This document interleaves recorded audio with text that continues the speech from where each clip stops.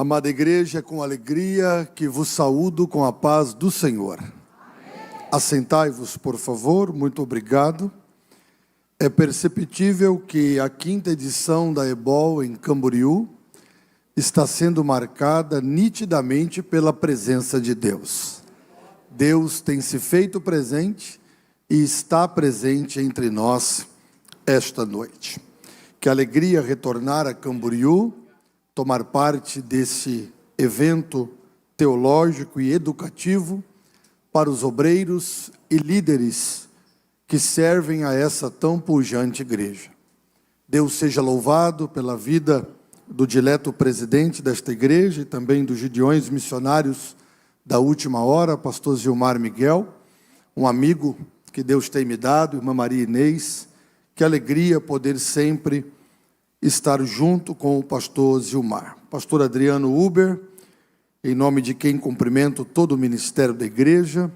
Que alegria poder rever amigos que aqui estão, que Deus os abençoe. Dentre eles destacar pastor Reuel Bernardino, sempre muito bom poder vê-lo. Deus te abençoe, irmã Jeane, toda a sua casa. Que a boa mão de Deus permaneça estendida sobre vocês. Uma satisfação ímpar ter comigo a minha esposa, irmã Paola. Somos casados há 23 anos. Temos 2 filhos, Eduardo Júnior e Giovana Vitória. Tenho 2 filhos lindos, irmãos. Graças a Deus, os 2 parecem com a mãe deles, viu?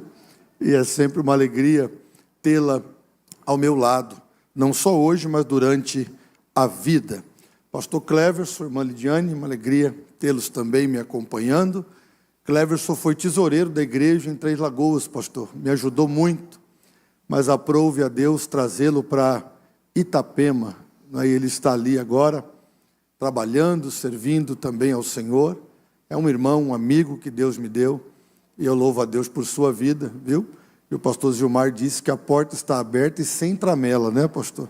Se quiser vir para Camboriú, a porta está aberta, não é? Que bom. Estou feliz em ouvir e poder desfrutar, primeiro, da amizade, companheirismo e do ministério que Deus tem dado ao pastor Ciro Sanches Ziborge. Pastor Ciro é um presente para a igreja brasileira. Eu digo isso, sei da sua descrição, mas como é importante e pertinente ministérios como Deus tem dado ao Senhor, no momento em que a igreja brasileira tem passado, de tantas distorções, inovações, que Deus lhe preserve, que Deus guarde a sua alma e que o Senhor continue sendo esse instrumento para a edificação da igreja e também do ministério da mesma. Deus te abençoe, faça uma boa viagem, saudações à família, e a igreja em Três Lagoas está ávida por te receber lá de novo, também em nossa convenção. Será uma satisfação tê-lo em nossas escolas bíblicas. Deus te abençoe poderosamente. Tinha razão o escritor sagrado quando disse que como maçã de ouro em salva de prata é a palavra dita ao seu tempo. Que Deus continue lhe abençoando. Eu estava vendo o pastor Ciro ministrar e eu tive o privilégio de me formar na Escola de Teologia em Pindamonhangaba, no IBAD. E pastor João Colenda Lemos foi meu professor de homilética. E ele dizia para mim assim: você é um pregador que até vai bem, mas você é deficitário. Eu disse: é, pastor? É, porque você não consegue pregar com esboço. Eu estava vendo o pastor Ciro pregando com esboço, todo organizadinho, todo bonitinho. Falei: Jesus, quando eu crescer, eu quero ser igual o pastor Ciro, assim, não é? Mas eu vou precisar ministrar sem esboços, irmãos, tenham paciência comigo. Eu até sei escrever o esboço, viu, pastor Lucia? Sei dar aula de teologia, mas pregar com esboço, se eu escrever uma linha, eu me perco. Então tenham paciência comigo. Deus usa cada ferramenta de um jeito, não é? E eu vou entregar uma palavra da parte do Senhor. Quero convidá-los, por obséquio, que abram vossas Bíblias no tema da 5ª edição do EBOL, na 2ª epístola de Paulo a Timóteo. O nome Timóteo quer dizer honrando a Deus ou honrado por Deus, o filho de Eunice, o neto de Lloyd, que além de receber essa carta, também seria futuramente o pastor da cidade de Éfeso, um proeminente obreiro que foi cooperador do ministério do apóstolo Paulo, e tão íntimo cooperador que foi chamado de filho. Só se chama de filho quem é íntimo, quem a gente ama, e Timóteo foi esse obreiro. Segunda epístola, segunda missiva, segunda carta de Paulo a Timóteo, capítulo 1, versículo 6, por favor. Aqueles que encontraram o texto sagrado, manifestem-se dizendo amém. Amém. Assim está escrito: por esse motivo te lembro que despertes o dom de Deus que existe em ti, pela imposição das minhas mãos, porque Deus não nos deu o espírito de temor, mas de fortaleza e de amor e de moderação. Portanto, não te envergonhes do testemunho de nosso Senhor, e nem de mim, que sou prisioneiro seu. Antes participa das aflições do Evangelho, segundo o poder de Deus. Por esse motivo, novamente o 6, te lembro que despertes o dom de Deus que existe em ti. A divisa temática dessa EBOL é mantendo a chama ministerial acesa. Vamos para essa aula, confiando na graça de Deus e com total dependência dele, eu passo a falar sobre o tema. Quando olhamos para o texto ora lido, nos deparamos com mais uma carta enviada por Paulo a Timóteo. Precisamos entender, obviamente, o contexto desta carta e por que o apóstolo dos gentios está usando o texto desta forma para falar com o jovem Timóteo. Para entendermos, por ora, ainda que de forma resumida e parafraseada, o contexto a qual o texto está inserido, eu preciso da vossa colaboração, emprestando-me vossa dileta atenção, para falar um pouco a respeito desse grande vulto da igreja neotestamentária, que fora o apóstolo Paulo. Quando olhamos para a Bíblia Sagrada e para a história desse homem, entendemos a definição da graça de Deus, do favor imerecido que transformou radicalmente a vida desse homem, que passou a ser de perseguidor para apóstolo do Senhor Jesus. Somente a graça de Deus pode transformar alguém radicalmente, como Paulo foi transformado. Quando olhamos para a sua história, entendemos que ele era original da tribo de Benjamim, puro sangue judaico. Pertencia a uma família que morava em Tarso, na região da Cilícia, e essa família, por ser abastada, mesmo sendo uma família judia, comprou a cidadania romana. Então Paulo tem cidadania judaica e também cidadania romana. A cidadania romana poderia ser adquirida de duas formas: aqueles que nasceram no território romano ou aqueles que compraram esse direito de serem chamados de cidadãos de Roma. A família de Paulo efetuou essa compra. Ele é enviado por sua família da região de Tarso, na Cilícia, para estudar em uma das escolas mais proeminentes do judaísmo, que era a escola aonde lecionava Gamaliel. A escola foi fundada por Hilel, que era o avô de Gamaliel, e Gamaliel era um dos principais mestres dessa escola. E Paulo mesmo afirma que ele, sendo judeu da tribo de Benjamim, circuncidado ao 8º dia, foi instruído aos pés de Gamaliel. Depois de terminar os seus estudos, há um interregno de tempo aonde ele voltará para a região de Tarso, na Cilícia, e depois voltará novamente para Jerusalém. E nessa volta, a perseguição contra os cristãos está ferrenha, está sendo aplicada de uma forma muito brutal. Prova disso é que um diácono cheio do Espírito Santo vai ser martirizado. Como nós estamos em uma reunião de obreiros, pastor Reuel, cabe afirmar que unção não está ligada a cargo, porque tem gente que tem cargo e não tem unção, e tem gente que tem unção e não tem cargo. Estevão é um diácono. Eu disse aqui que eu fui separar um obreiro esses dias, disse na aula da tarde, e quando eu falei para ele que queria ser separado a diácono, ele olhou para mim e disse assim, mas só diácono? Não é? Porque muita gente está achando que ministério é glamour, que ministério é status. Você deve se lembrar que ministério não é glamour e nem status, ministério é trabalho, ministério é serviço.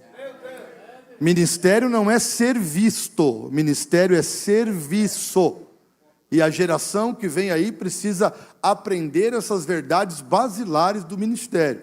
Ministério não é ser famoso, não é ter fã-clube. Ministério não é fazer nada no púlpito para lacrar, para ter um corte, para ser famoso, para ser visualizado, não. Ministério é estar comprometido com o reino e querendo trabalhar para o Senhor acima de qualquer coisa. Estevão é um diácono, mas é cheio do Espírito Santo. Que Deus volte a nos dar diáconos como Estevão, como Filipe, não é? Cheios da graça de Deus e do Espírito Santo. Estevão é tão cheio que a Bíblia diz que quando ele pregava, pastor Ciro, nosso professor, o rosto dele brilhava como o rosto de um anjo, de tanta autoridade que esse homem possuía. Mas a unção de Estevão começou a trazer-lhe amigos, mas também a trazer-lhe inimigos. Eu devo dizer para quem quer ser usado por Deus, prepare o lombo, porque a unção atrai amigos, mas também atrai inimigos. Mas fique tranquilo, os amigos vão festejar com você, e os inimigos vão fazer de tudo para tentar te parar, mas não vão conseguir, porque maior é Deus, e Deus vai cuidar da sua vida, e vai cuidar do seu ministério. A unção atrai invejosos, a unção atrai caluniadores, a unção atrai fofoqueiros. De vez em quando você tem que desviar da lança de Saul, mas a unção te preserva vivo. Pastor, por que Estevão morreu? Morreu porque Deus permitiu para transformá-lo num Marte. Mas enquanto você estiver no centro da vontade de Deus, Deus vai te preservar para o exercício do seu ministério. Vou repetir para ver se você se alegra. Deus vai te preservar para o exercício do seu ministério. Estevão vai ser apedrejado, eu estou no preâmbulo introdutório desse ensino, e quando ele começa a ser apedrejado e vai sucumbir, ele exclama uma frase célebre: eis que vejo o céu aberto, e o Filho de Deus em pé, à direita do trono de Deus. Parece que Deus nunca gostou da esquerda, né? À direita. E a Bíblia é clara, né?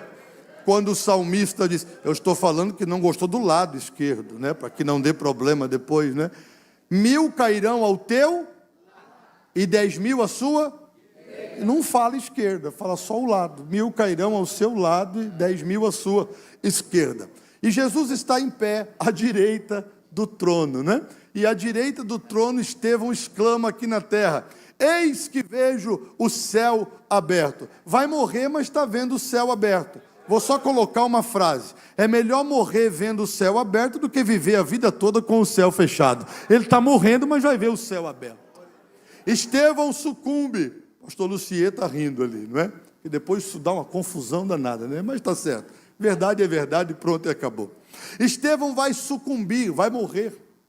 E tem lá um jovem cuidando das vestes dos apedrejadores. Vocês lembram quem é ele? Saulo de Tarso. Ele aprendeu muita coisa com Gamaliel, mas nunca aprendeu a matéria do céu aberto, porque isso Gamaliel não ensinou. E eu tenho certeza que com a mente pensante que Saulo tinha, ele deve ter ficado pensando nesse negócio de céu aberto. Isso eu não aprendi na escola com Gamaliel. Ele vai usar o braço longo do sinédrio para conseguir uma permissão para perseguir os cristãos. E lá na curva do caminho de Damasco, ele vai ter um encontro que mudará a sua vida de forma radical. Diz o texto que ele viu um resplendor de glória, uma luz que ele não estava habituado, e essa luz fez com que ele caísse. Quando ele cai e levanta-se, ele perde a visão, ele ouve uma voz, e ele diz que quando ouve essa voz, ele só responde: Senhor, quem és tu? Porque a voz afirma: Saulo, Saulo, por que é que tu me persegues? Ele se levanta e diz: Senhor, quem és tu? E Jesus se apresenta de uma forma, no mínimo, gloriosa: eu sou Jesus, a quem tu persegues. Saulo poderia argumentar, articular: eu não estou perseguindo o Senhor, eu estou perseguindo os cristãos. Mas você vai aprender uma lição logo na chegada: quem mexe com eles, mexe comigo. Eles me pertencem, eles são meus. Vou repetir para ver se você consegue se alegrar com isso. Quem mexe com eles, mexe comigo. Quem toca neles, toca em mim. Eles têm um dono, Saulo.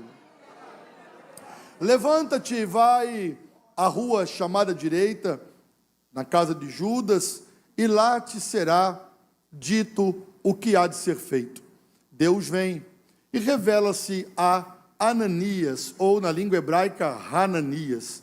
O nome Ananias quer dizer, pastor Silas, agora que eu vi o senhor, Jeová é gracioso. Isso quer dizer o nome Ananias. Parece algo, não é? Que vai coadunar com o chamado de Paulo. Deus vem para Ananias e diz: vai lá, na rua chamada direita, na casa de Judas, porque o seu nome quer dizer Deus é gracioso, então vai lá, porque eu vou revelar a minha graça. Até aqui estava tudo bem. Aí Ananias diz: quem é que está lá? É Saulo. O Saulo é o de Tarso. Senhor, mas o Senhor não tem ouvido tantos males que ele tem feito? Eu sei de tudo isso, mas quando eu chamo, eu não permito que ninguém se intrometa no meu chamado. Quando eu escolho, eu não permito que ninguém se intrometa na minha escolha. Você sabia que para muita gente você não deveria estar onde está? Para muita gente você não deveria ser quem você é. Mas se eu fosse você, eu dava um grito de glória a Deus, porque que culpa tem você que Deus te escolheu? Deus te escolheu. E Ele não permite que ninguém se intrometa na sua escolha. Eu vou liberar aqui uma frase, você reage como quiser. Quando Deus escolhe, está escolhido. Quando Deus separa, está separado. Quando Deus capacita, está capacitado. E ninguém tem o direito de se intrometer nisso. E é interessante ressaltar, senhores e senhoras, que as escolhas de Deus geralmente contrariam a lei da lógica e a lei da normalidade. Por quê? Nós escolhemos geralmente gente capacitada para fazer grandes obras, ou escolhemos gente grande para fazer obras grandes. Aí vem Deus. Olha como é paradoxal. Deus escolhe gente pequena para fazer coisa grande, para que ninguém se glorie, porque nós carregamos tesouros em vasos de barro. Então, não se ache importante porque Deus está lhe usando. Porque nunca foi sobre nós, sempre será sobre Ele. Nós somos vasos de barro que carregamos tesouros. Porque o mais importante vai confrontar assim, pode mexer com a vaidade de alguns, mas eu já passei da idade de me preocupar com esse tipo de coisa. Quem é de Deus ouve a palavra de Deus, e mais vale uma ferida aberta por quem ama do que um beijo enganoso. Tem gente, irmão, que empola o peito, se apresenta como popstar gospel. Chega até com segurança para pregar. Parece que Deus sem ele vai perder muito no reino. Tem gente que é tão vaidoso que olha para Deus e fala assim: o Senhor fez muito bem de me escolher, porque se o Senhor não me escolhesse, pode ser que o Senhor ia estar com prejuízo. Sempre foi por graça. Nunca será por mérito, sempre será por graça. Eu vou liberar a palavra e se você quiser reagir, reage. Deus escolhe gente pequena para fazer obras grandes. Deus escolhe incapazes para capacitá-los. Deus dá língua erudita para pescadores. Deus é o Senhor do ministério e Ele faz como lhe apraz. Vai, Ananias. Ele é para mim um vaso escolhido. E eu mostrarei a ele o quanto ele vai padecer por amor ao meu nome. Ananias vai, ora por ele. Ele é cheio do Espírito Santo. A escama cai dos olhos. Ele já quer sair dali para testemunhar na sinagoga do que tudo que aconteceu. Mas eu fiquei pensando, pensa comigo aqui, por favor, principalmente nós que somos pastores, presidimos igreja, lideramos um rebanho, reuniões ministeriais. Você imagina chegar numa reunião de ministério, pastor da guia, um camarada que estava perseguindo a igreja, arrastando as mulheres cristãs pelo cabelo, jogando gente na cadeia, e agora ele entra na reunião do ministério e fala assim, agora eu sou crente. A gente ia mandar para o crivo, para o conselho de ética, para o conselho de disciplina, ia mandar levantar toda a documentação para saber o que tinha acontecido. E possivelmente nem aceito seria. Sim ou não? Sim. Mas ele se converteu, tanto que ele tem problema de aceitação. Se você for olhar todos os inícios das cartas de Paulo, ele diz assim, Paulo chamado pela vontade de Deus. Paulo chamado para ser apóstolo. E aos Gálatas parece que ele ainda afirma mais contundentemente, Paulo, chamado para ser apóstolo, pela vontade de Deus, e não por homem algum, mas por Deus Pai que ressuscitou a Jesus Cristo dos mortos. Isso mostra o quê? Ele tinha problema de aceitação, a turma não queria aceitar ele. Tanto que ele vai para a sinagoga, quer testemunhar, tem algumas dificuldades, e ele vai passar 3 anos e meio no deserto da Arábia. É isso, né, pastor Ciro? Lá, quando ele escreve aos Gálatas, 3 anos e meio no deserto da Arábia, 14 anos longe de Jerusalém. Agora eu quero que você encha o pulmão de ar e repita comigo assim, anonimato. Anonimato. E eu vou liberar uma frase, se você quiser anotar, anota, depois reveja. Anonimato não mata. Não mata. Anonimato prepara. Porque tem uma ideia assim, Deus vai soprar o seu nome. Será? Deus vai te fazer uma estrela. Será? Será que esse é o propósito do ministério? Nós vamos criando essas ideias errôneas, equivocadas. Espera aí. Deus não te chamou, vai ferir um pouquinho, mas posso falar com cuidado? Deus não me chamou para ser conhecido. Deus me chamou para que as pessoas conheçam Ele através da minha vida. Disse o professor Ciro Borges que o pregador deve aparecer o menos possível. Porque quanto menos a gente aparece, mais Deus aparecerá. Então, anonimato não mata. Vamos repetir de novo? 1, 2, 3. Só as mulheres, porque geralmente as mulheres são mais animadas. Quer ver uma coisa? 1, 2, 3. Vai, mulherada.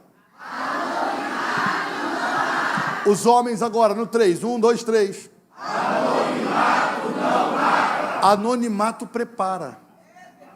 Pastor, qual a melhor hora para aparecer? Quando Deus te apresentar. Porque quantos que querem aparecer antes da hora e não suportam o peso, não suportam as contrariedades, mas quando Deus te levantar, aí ninguém derruba, porque árvore plantada por Deus, ninguém arranca, história escrita por Deus, ninguém apaga, mas espere o tempo.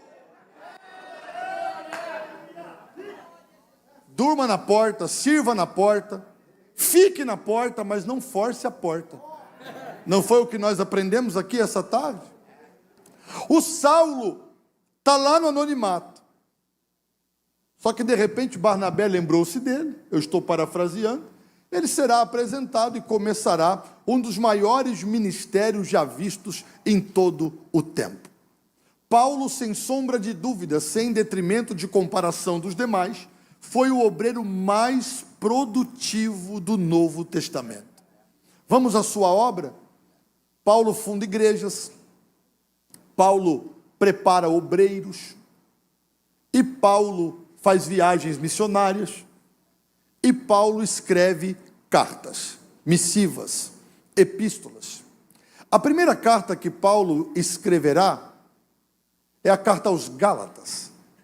Essa carta ele vai tratar do tema da liberdade em Cristo Jesus e a salvação pela graça, desobrigando os cristãos de guardarem os ditames e preceitos da lei judaica, porque aquilo serviu para o judaísmo. Mas agora, uma vez que Cristo veio e cumpriu toda a lei, nós somos salvos pela graça para viver a plenitude do Evangelho. Essa é a carta aos Gálatas. Depois ele escreverá 1ª e 2ª Tessalonicenses. Essa carta, ou essas cartas, tratarão de um tema primordial, que é a parousia de Jesus Cristo. A volta de Jesus, a volta do Messias. Eu não sei se isso te alegra, mas ele vai voltar, irmãos. Tem alguns entrando no equívoco de marcar a data. Eu não quero saber a data, eu quero saber que ele vem. E se for agora, eu estou preparado. Tem mais alguém que faz parte desse grupo? Porque Paulo disse, se eu esperar em Deus apenas nas coisas desta vida, eu serei então o mais miserável de todos os homens. Nós não somos crentes para ficar na terra, nós somos crentes para ir para o céu. Mas o problema é que tem gente gostando mais da terra do que do céu. E tem hora que a gente está sofrendo da síndrome dos discípulos, lá no Monte da Transfiguração. Mestre, bom é estarmos aqui. Façamos 3 tendas, uma para o Senhor, outra para Elias, outra para Moisés, e vamos ficar por aqui mesmo. Gente, não é hora de construir tendas, é hora de começar a desarmar as tendas, porque Jesus está voltando. O dia e a hora eu não sei, mas eu sei que eu vou e você vai também. Jesus disse que volta. E a carta aos Tessalonicenses tratará desse tema. Depois de 1ª e 2ª Tessalonicenses, as cartas escritas serão 1ª e 2ª Coríntios. Cartas doutrinárias, que vão doutrinar uma igreja que tinha muito carisma, mas pouco caráter. Muitos dons, mas pouca prática de fruto. Então, 1ª e 2ª Coríntios vai corrigir esses desvios doutrinários. Depois de 1ª e 2ª Coríntios, a carta escrita é a carta aos Romanos. A carta aos Romanos é o maior tratado teológico de todos os tempos. A carta aos Romanos é a princesa das cartas do apóstolo Paulo. A carta aos Romanos revela a profundidade teológica dada àquele homem e a salvação primordial em Cristo Jesus. Depois que ele escreve a carta aos Romanos, ele escreverá as cartas da primeira prisão em Roma, e eu já estou chegando no texto que eu li para aplicar e terminar. Paulo será preso pela primeira vez em Roma, mas não foi o seu primeiro encarceramento. O primeiro encarceramento de Paulo foi em Cesareia Marítima, aonde ele ficou preso. Depois ele será levado para Roma, e lá em Roma, na primeira prisão, porque tem distinção, a primeira e a segunda prisão de Paulo em Roma são em momentos distintos. A primeira prisão ocorrerá entre o ano 60 e 62 da era cristã. E a prisão que Paulo ficará encarcerado é uma prisão domiciliar. E a prisão domiciliar onde Paulo ficará é onde ele escreve as primeiras epístolas das prisões: Efésios, Filipenses, Colossenses e Filemão. Ele é um obreiro tão cheio de Deus, e isso me impactou, pastor Cleverson, enquanto eu estava estudando, porque mesmo preso, ele produz. Eu acho que alguém pensou assim, agora está preso, vai desanimar, mas a chama ministerial não apaga mediante as dificuldades. O diabo às vezes acha que vai te prender, que vai te ferir, que vai te machucar, e a chama vai apagar. Não apaga não, Satanás, porque quem é chamado por Deus de verdade, continua com a chama acesa, mesmo mediante as aflições. Você pode me ajudar um instante? Olhe para alguém, só para ser didático, e diga assim, ó. Já passou por tanta coisa, hein, irmão? Já enfrentou tanta dificuldade, hein? Mas a chama está acesa. O diabo não conseguiu apagar a chama que Jesus acendeu na sua alma. Você é um obreiro chamado por Deus.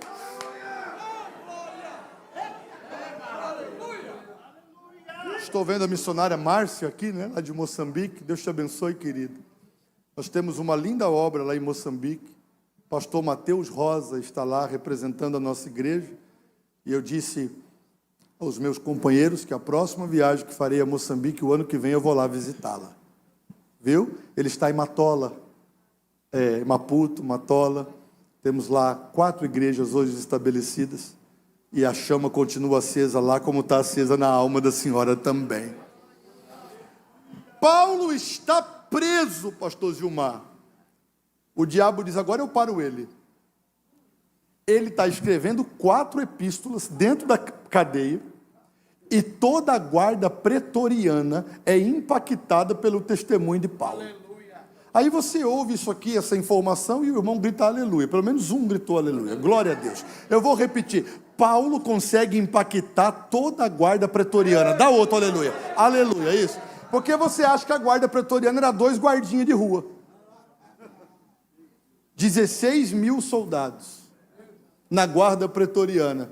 E todo mundo que troca turno na cadeia domiciliar de Paulo, na prisão domiciliar de Paulo, sai de lá, porque ouviu falar de Jesus e conta para o outro, e a turma comenta, tem um preso lá que é diferente, porque dentro da alma dele a chama está acesa. Eu vou repetir porque eu estou sentindo graça. A chama ministerial na alma dele não apaga nem preso.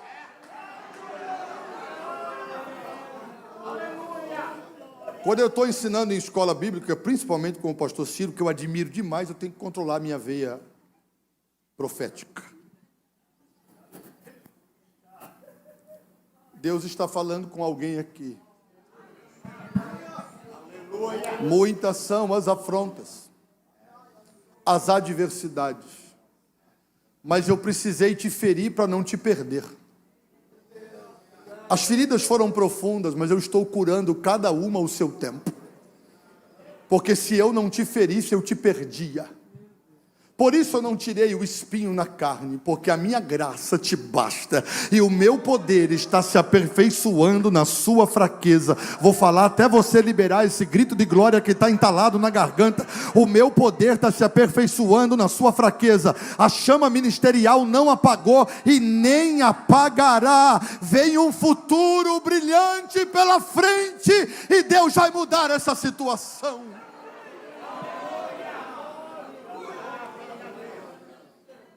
Não apagou e nem apagará.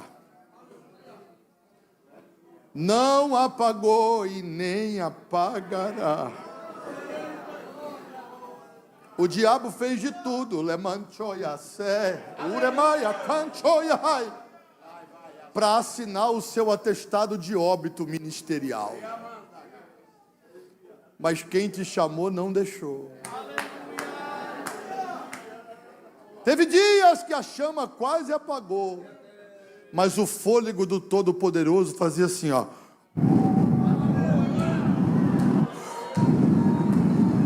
Não vai apagar. E tem alguém recebendo o renovo da chamada essa noite. Eu sei que o ambiente é educativo e de ensino, mas o Espírito se move. E eu vou ministrar do jeitinho que Ele está me inspirando. Tem pessoas aqui que nos próximos instantes vão romper a barreira do silêncio, porque estão sendo renovados em suas chamadas, estão sendo renovados em suas convicções. Vou te dar 20 segundos para você colocar, exteriorizar o que você está sentindo internamente. Lebai, show, sé. Lemanchoia canda la mandoreba daia, chu remonte a candeha. Escola bíblica tem que ser analítica, mas não pode deixar de ser pentecostal. A Assembleia de Deus nunca foi engessada em seus ensinos. Temos postura, temos ética. Não queremos avivamento emocional, não queremos avivamento, pseudo-avivamento, mas a palavra ainda é como um martelo que esmiuça a penha, ainda é penetrante como espada alguma de dois gumes, que penetra e vai até a divisão da alma e do espírito, juntas e medulas, e é apta para discernir pensamentos e intenções do coração.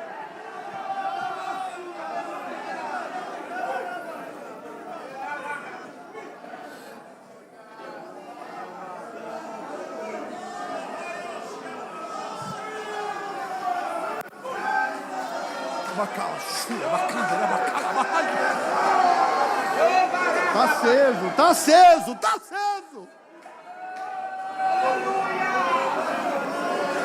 Está doendo, pastor, vai doendo mesmo. Estou chorando, pastor, vai chorando mesmo. Estou encarcerado em alguns problemas, meu Deus, que coisa séria. O inimigo está querendo enclausurar pessoas que me ouvem aqui, em prisões emocionais. Essa ansiedade não vai continuar corroendo a sua alma. Esse estado depressivo vai passar. Eu recebo graça de Deus mediante uma colocação profética. Deus está abrindo prisões esta noite. Se você sabe que Deus está falando com você, reage, porque no seu grito de glória inaugura-se um novo tempo no seu ministério. Deus está a falar com a sua alma.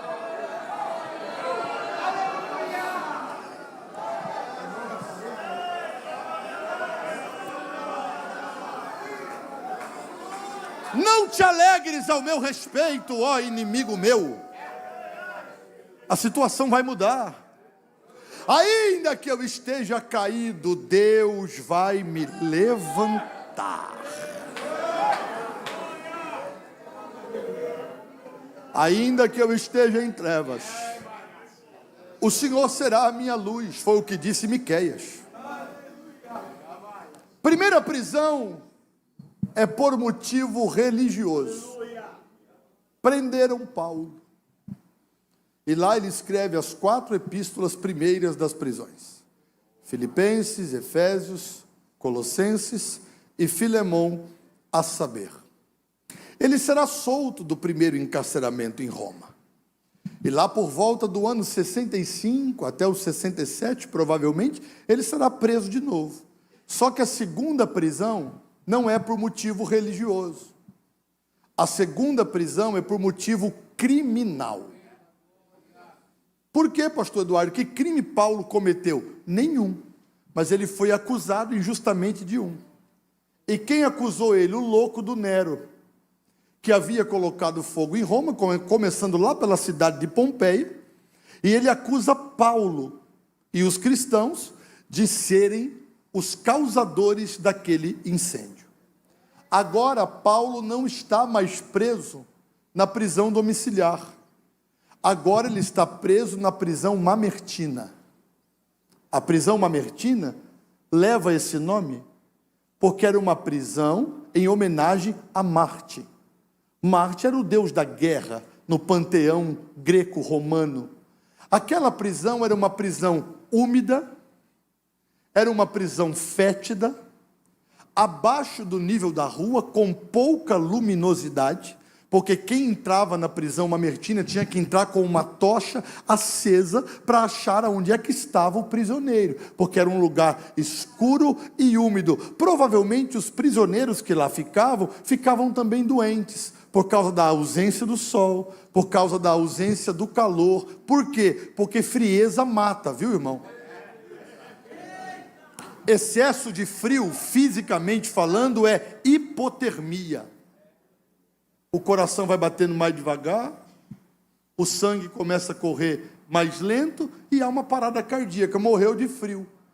Você sabia que tem gente morrendo de hipotermia ministerial? Ah, não, porque agora eu sou obreiro. Ué, mas é obreiro, mas não é mais crente? Não confunda seriedade com frieza. Gravidade ministerial com falta de poder, de dunamis de Deus na vida. Deus está relembrando alguém aqui que o nível, a temperatura do ministério precisa estar elevado. Sabe por quê? Porque temperatura baixa ou mata, ou se ficar morno vai ser vomitado, e água que não esquenta, eita, agora eu preciso dizer isso com cuidado. Água que não esquenta é lugar propício para a proliferação de bactérias. Quando você vai tomar água que não é potável, tem que fazer o quê? Ferver, porque se ferver, mata o bicho. Se ferver, mata a bactéria. Subiu a temperatura, morre a bactéria do pecado, a bactéria da cobiça, a bactéria do adultério. É só manter a chama ministerial acesa que não vai cair nessas armadilhas que o diabo coloca na sua frente. Eu vou liberar uma palavra, reage como você quiser. O diabo não vai te pegar nessa arapuca, porque hoje a temperatura está subindo, está subindo, está subindo, está subindo. Paulo está preso. Eu tenho 13 minutos, segundo a orientação que me foi dada, benevolentemente vou usar esse tempo, que é um tempo muito propício, esses 45 minutos para ensinar. Paulo está preso na prisão mamertina, um lugar frio, fétido, solitário. Quer saber quem são seus amigos? Passe por problemas. Passe por dificuldades. Em dia de sol, vou usar aqui uma linguagem bem litorânea, porque estamos no litoral, né? Em dia de sol, toda a praia fica cheia. Está tudo bem, você está na crista da onda, todo mundo é seu amigo. Agora, dia de chuva, trovões, raios e trovoadas, não fica ninguém na praia. Não se assuste com isso. Até Timóteo está querendo abandonar Paulo. Como assim, pastor? Porque a notícia correu. A notícia foi para os sites de fofoca. E lá colocaram, Paulo está preso por ser um incendiário de Roma. Meu Deus, como é que eu vou ser amigo de Paulo agora? Como é que eu vou ser amigo do apóstolo agora? Tanto que Timóteo quer abandoná-lo, que olha o que ele diz no 2 Timóteo 1:8. Portanto, Timóteo, não te envergonhes do testemunho de nosso Senhor e nem de mim. O que estão falando de mim, Timóteo, não é verdade. Não se deixe levar por isso. Geralmente, amigos que te abandonam em momento de dificuldade, nunca foram amigos, eram só convenientes e bajuladores. Amigo de verdade, leal, que tem brio na cara, não te abandona quando tudo está difícil. Diz, eu estou com você em todo o tempo, ama o amigo, e na angústia nasce o irmão. Ei, meu irmão, seja leal às suas amizades. Esses dias alguém chegou perto de mim e disse assim, presidente, eu disse, pois não. E ele disse que é meu amigo. Eu estava numa roda, pastor, e estavam falando mal do senhor. Eu disse, é? Ele disse, é. E você se sentiu bem nessa roda? Como que um amigo seu está em uma roda que está falando mal de você e ele não tem coragem de levantar para te defender e falar que aquilo não é verdade? Nunca foi seu amigo. Amigo de verdade dá a cara para bater, amigo de verdade defende, amigo de verdade entra na guerra. Mas geralmente somos abandonados em momentos de adversidade. Só que tem um que não te abandona. Vou repetir porque eu acho que você não pegou. Tem um que não te abandona. Só se você conhecer ele, você vai reagir com o que eu vou falar agora. O doce nome de Jesus, que belo é a te cantar, com alma alma cheia proclamar o nome bom de Jesus.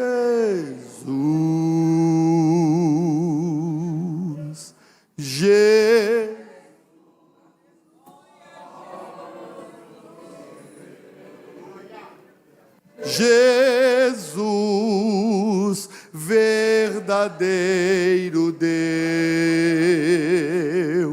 Jesus, sempre louvarei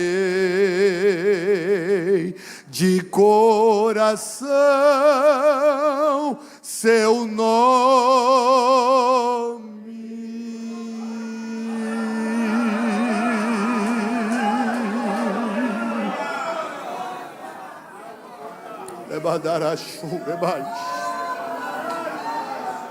Ei, que o mancho e minúbia de bancho e a sé. Levanto que mandará mais. Ele é o nosso abrigo, o nosso amigo, o nosso escudo. Timóteo, não se envergonhe de mim, o que Nero está falando não é verdade. Mas o tema base do Ebol, e eu concluo dentro de 8 minutos, é: Timóteo, por esse motivo te lembro, desperta o dom de Deus que há em ti. Essa palavra despertar dá a intenção ou a conotação de abanar, né, pastor Ciro? Sopra essa brasa que está quase apagando. Não deixe que situações exteriores apaguem o seu interior. É mais ou menos assim: ô Timóteo, você está solto, rapaz, e está apagando a chama. Eu estou preso e aqui dentro tem um incêndio. Eu não vou desistir, eu vou ser fiel até a morte, não tem nenhum problema. Eu estou aqui preso, acreditando naquilo que Deus me disse. E você está solto, está querendo desistir? Desperta o dom que há em ti, abana, Timóteo, levanta, tenha postura. A chama ministerial não pode apagar. Só para ser didático, eu concluo. Você pode me ajudar agora e repetir pelo menos para 2 pessoas, dizendo assim, ó: o que está acontecendo externamente não vai apagar a fogueira internamente. Você pode dizer isso para alguma pessoa? Diz: não vai te apagar, está triste, está sendo acusado, está sofrendo, a situação mudou, mas abana, Timóteo, assopra, Timóteo. Quem está disposto a continuar servindo, a continuar acreditando, quem está disposto a abanar, a tirar a cinza, o fogo vai pegar de novo. Eu vou falar até você reagir: o fogo vai pegar de novo, Timóteo.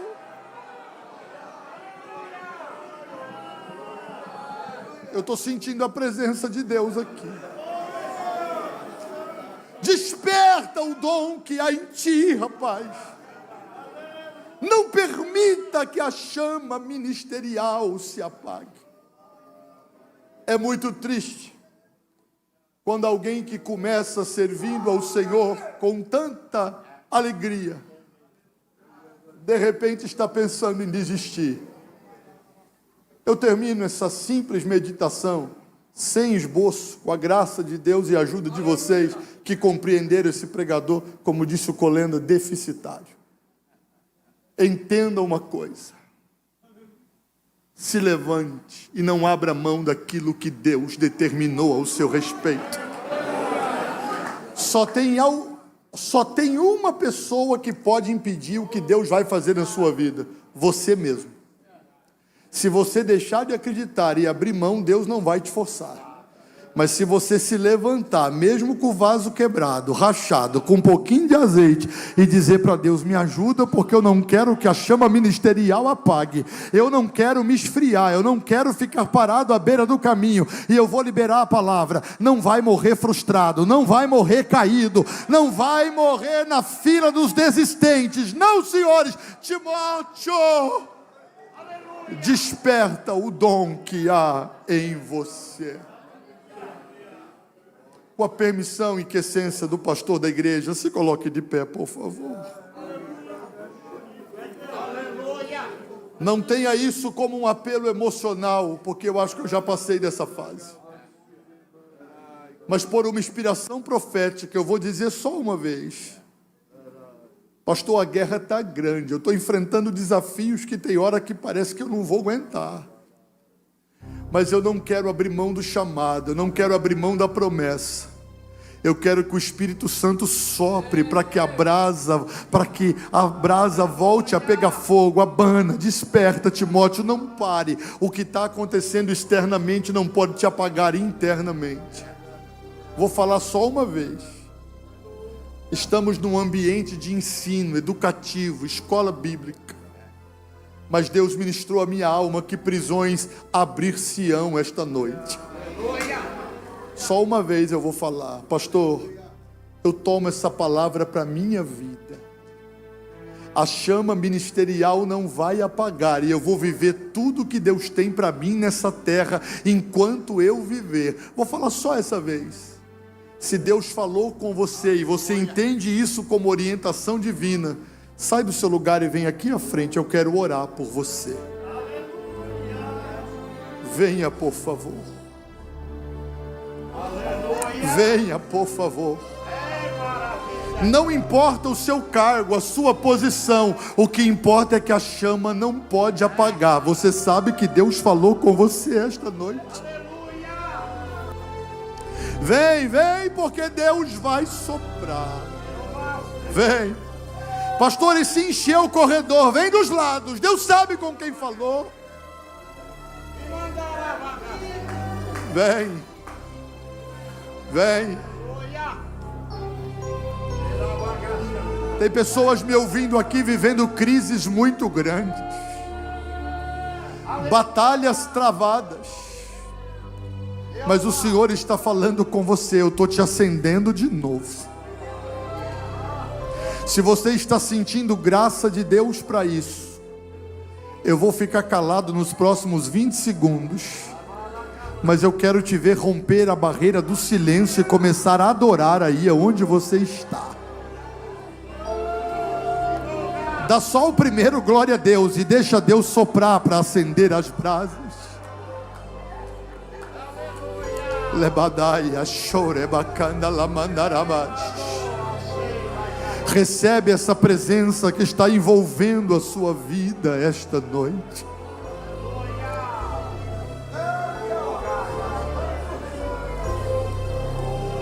Olha o fogo pegando de novo. Fazia tempo que você não derramava lágrimas quentes pelo rosto. Deus está renovando você em línguas estranhas. Receba essa presença que está tomando a sua vida agora. Levando que mais, choquemante, cabato, que me tire a raia. Amado Jesus, te louvamos por tua presença. Te louvamos por tua graça abundante, Senhor. Olha esse meu irmão e essa minha irmã no meio dessa guerra. Sopra o teu Espírito sobre nós. Vem sobre os 4 cantos da igreja em Camboriú. E levanta, toca, renova esse meu irmão e essa minha irmã. Eles vão voltar a acreditar no chamado, Senhor. Há uma presença gloriosa tomando conta desse ambiente. O diabo não vai decretar o fim da tua chamada. A fogueira está acendendo de novo. Vou falar até você reagir. A fogueira está acendendo de novo, acendendo outra vez.